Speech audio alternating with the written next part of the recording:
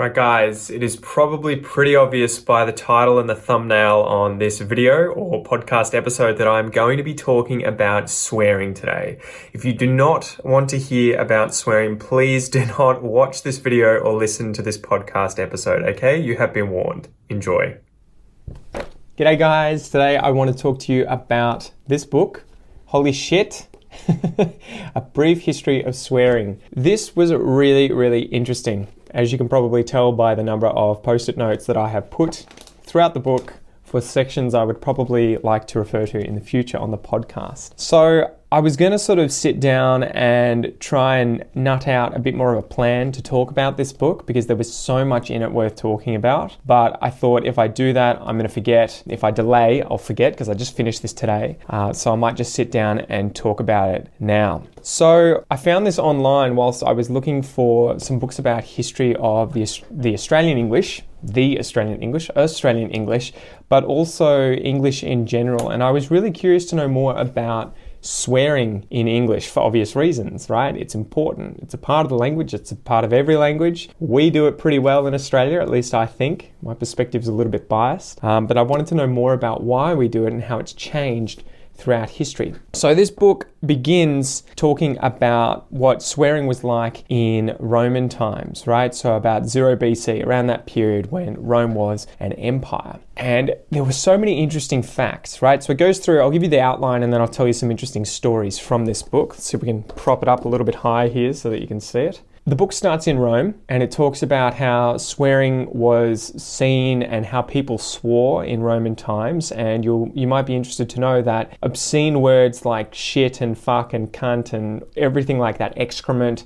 related swear words that we find incredibly offensive in English, weren't really seen as that offensive back in the day in Roman times because people were exposed to shit, piss, people having sex, people getting naked and changing all the time. So it wasn't a big deal. It wasn't very offensive to talk about things that happened all the time. Throughout the chapters, they talk about the different periods throughout European history at least. So going through the Middle Ages, after the Roman Empire went under. So from about, I think, 400 AD to about 1500 AD.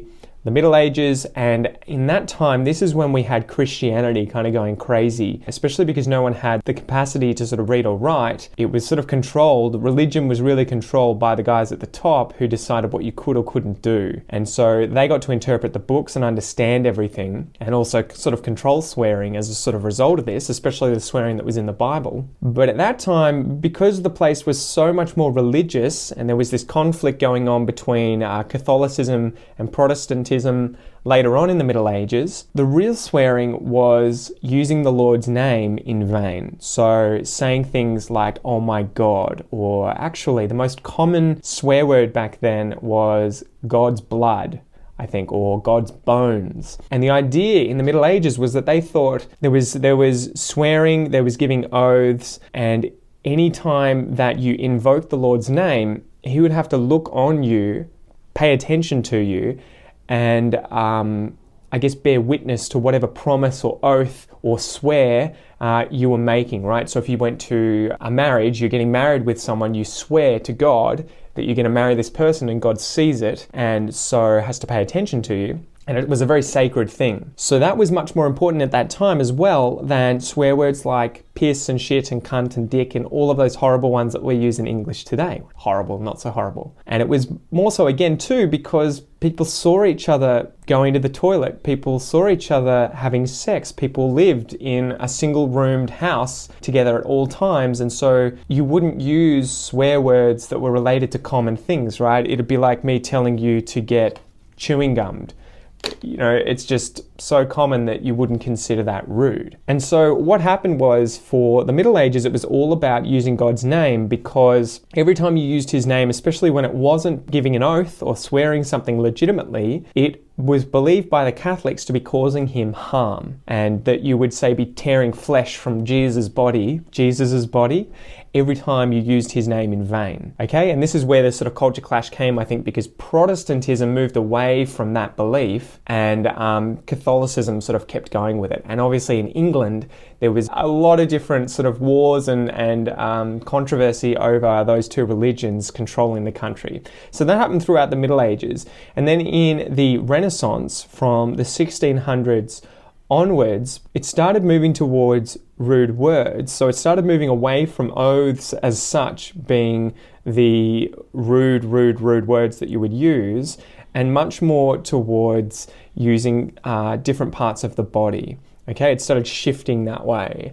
And then only in the Victorian age, they talk about the Victorian age, did it really start to become taboo to use any kind of body parts or sexual swear words at all. Religion had kind of taken a back seat and wasn't important as it was in the Middle Ages. And people as well, because they'd shifted towards Protestantism, they didn't believe that by saying, oh my God, or God's blood or God's bones, that you were actually inflicting pain on God or that he had to notice you, the same way that the Catholics had believed previously. And so it shifted towards all of these rude words getting power, that we're now talking about sexual acts, body parts, and excrement, which I found really interesting because it's still like that today, except it kind of peaked.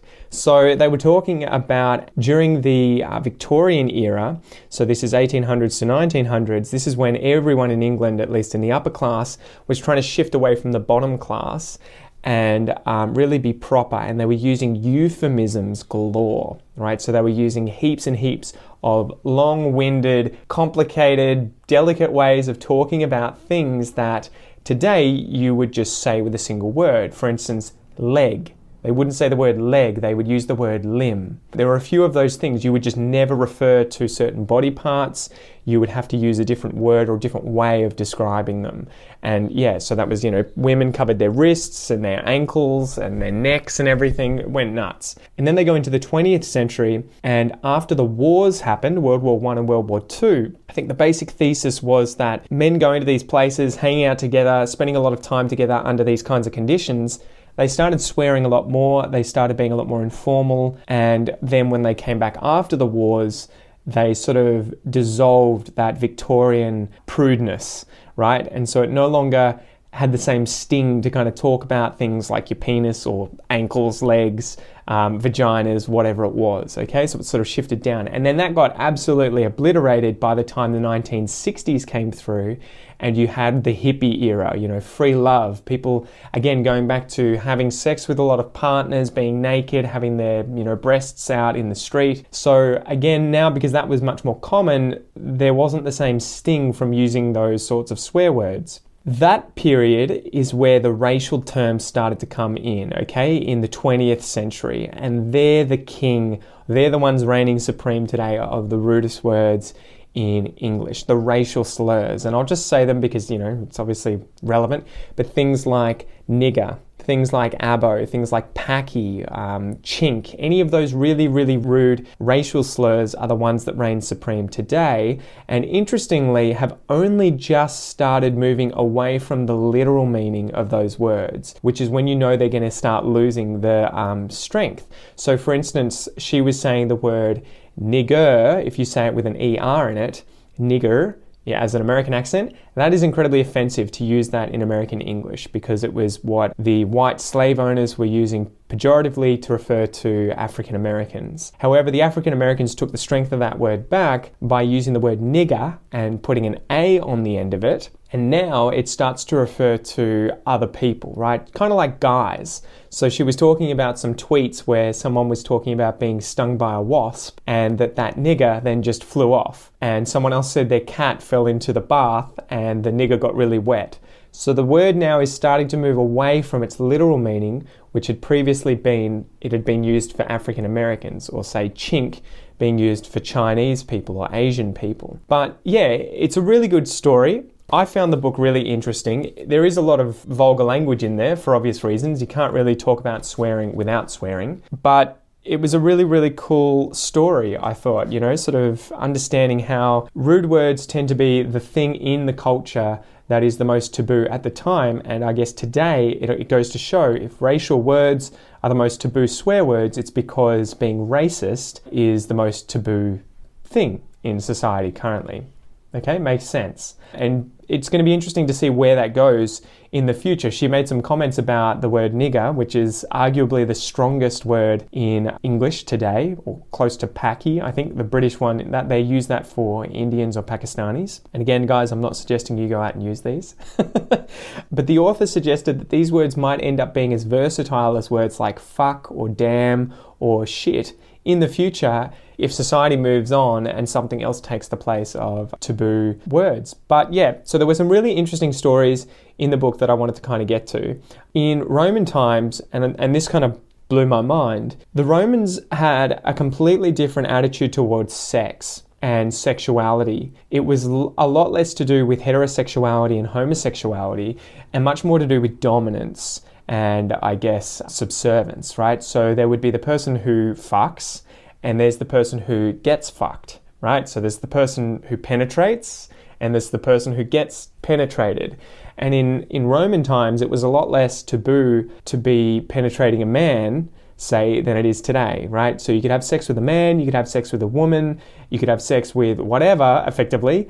And if you were the one doing that, if you were the one penetrating, there was very little taboo. There was very little negativity seen towards those people who did that. However, if you were penetrated, that was a very, very dirty and bad thing, especially if you weren't a woman. So obviously for women, it was a natural part of their biology that they need to be penetrated to get pregnant, to have kids. But if you were a man receiving it, it was not so much the fact that you were having sex and being penetrated, but more that represented you weren't dominant. And so their society was all structured around dominance in that way, and the swearing reflected this. So the worst thing that you could be called back then from the book was, I think, iramatio, which is effectively if you get fucked in the mouth. Effectively, it means to be the person who causes someone else to have oral sex with you. And so obviously that was one of the worst things for someone to undergo,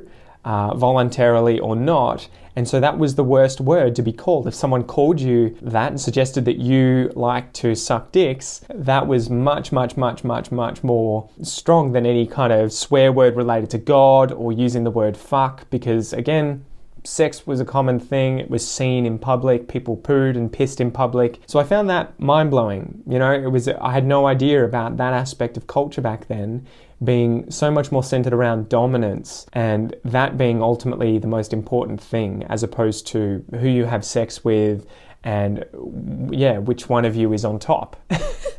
That was an interesting story. Moving on, another part that I found really interesting was that during the Middle Ages, again, swear words were much more concerned about taking the Lord's name in vain, saying words like, oh my God, or God's blood, and not using words like cunt or fuck or shit. And again, it was because these things were everywhere. They were ubiquitous. You would walk outside and you would see people pooing in the street or pissing in the street. You would see there would be prostitutes everywhere, at least if we're talking about England, in, say, London. So you would be surrounded by people having sex, going to the toilet, spitting, pissing, talking about these things. So using these kinds of words as offensive, it was just something you didn't do, right? It'd be like me saying, I cough on you, or I burp in your face, or I turn my back on you. These things in our culture aren't really taboo, so they're not offensive when you say it. So that blew my mind.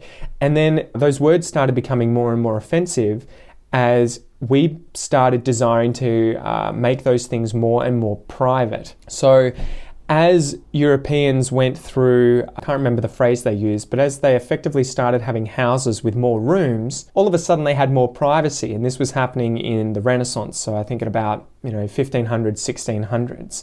All of a sudden, these people didn't live in a single room with a single house.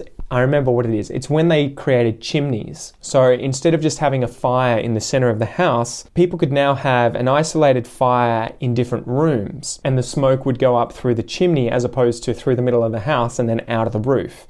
And so now different rooms could be occupied throughout winter as well. You didn't have to share the same room, and people started valuing privacy. So that was something really shocking to me. Obviously, in today's world, it's not uncommon for us to have extreme levels of privacy. We wear clothes, we don't get changed in front of each other, we have change rooms. The cubicles at the toilets are all single person cubicles. You know, back in Roman times, you might be sitting next to 8 different guys all taking a crap, all shitting, and it just wasn't a big deal. But during the Renaissance, that's when rooms started being built onto houses, extra rooms. People started getting privacy. And as a result, they started, I guess, having sex in private, going to the toilet in private, and those words and those things all started to become more and more taboo because they were less and less frequent in front of other people. So yeah, anyway, it was a really good book, guys. I really recommend that you read this. It is Holy Shit by Melissa Mohr, A Brief History of Swearing. It's fascinating. The level of English in it is pretty high, so if you're a beginner in English, maybe give it a miss for a little while. But yeah, thoroughly recommend it. I hope you weren't too offended by this video. I hope you enjoyed it, and I would love to know what you think. What do you think about swearing in English? And is it the same in your language? Are the words the same? Are the things that you consider taboo or rude the same? And where do you think swearing is going to go in the future? Okay, so thanks for joining me, guys. I'm Pete from Aussie English, and I'll chat to you soon. Peace.